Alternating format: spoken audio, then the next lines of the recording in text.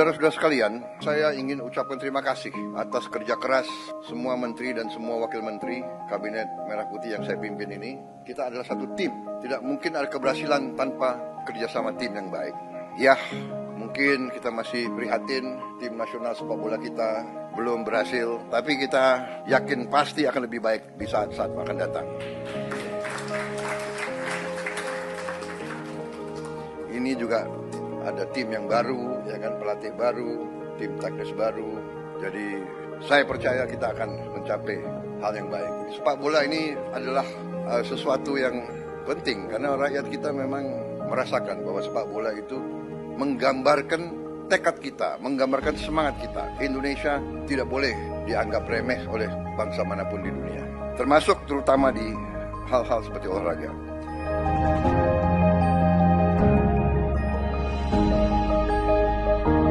Di saat bulan-bulan ini, apalagi menjelang Ramadan dan Idul Fitri, kondisi pangan kita aman, kondisi pangan kita cukup terkendali. Saudara-saudara, ini jangan dianggap hal yang ringan. Kita negara keempat terbesar di dunia, jumlah penduduk kita sangat besar, dan bertahun-tahun kita selalu khawatir dengan keamanan pangan kita. Kita selalu khawatir kita harus impor. Alhamdulillah tahun ini produksinya sangat baik dan saya monitor harga-harga sampai hari ini terkendali.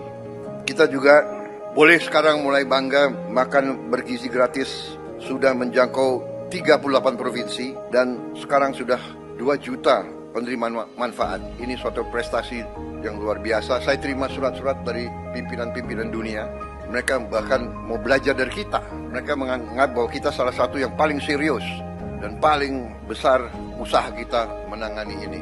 Kemudian salah satu yang luar biasa juga, kita berani meluncurkan Badan Pengelola Investasi Danantara Indonesia. Dan saya tegaskan bahwa setiap saat pekerjaan dan semua kebijakan Danantara ini harus bisa diaudit, harus bisa diawasi, harus bisa dipertanggungjawabkan setiap saat oleh siapapun yang menginginkan. Saya juga melihat bahwa kita sudah mulai meluncurkan program cek kesehatan gratis untuk setiap warga negara. Saya kira ini juga salah satu terobosan saya kira di dunia. Tidak semua negara punya program seperti ini.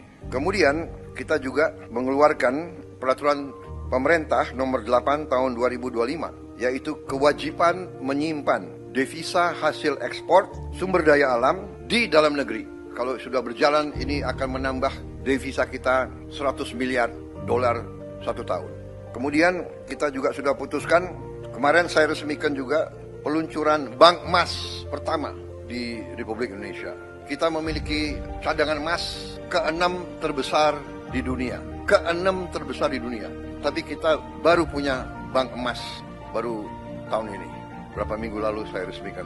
Kami sudah putuskan juga untuk membangun tahun ini, kita harap segera akan mulai dibangun 200 sekolah rakyat berasrama untuk SD, SMP, SMA berasrama, dan ini sekolah berasrama ini diperuntukkan untuk kaum yang kurang mampu khususnya. Jadi kita dengan ini kita hendak memutus mata rantai kemiskinan. Anak orang kurang mampu, anak orang miskin tidak boleh miskin. Kita dalam waktu dekat akan membentuk 75.000 sampai 80.000 koperasi desa. Kita ingin ekonomi desa, ekonomi rakyat yang paling bawah bergerak dengan cepat, memobilisasi kekuatan yang kita punya untuk menggerakkan seluruh ekonomi, dan ini akan ada suatu dampak yang sangat besar.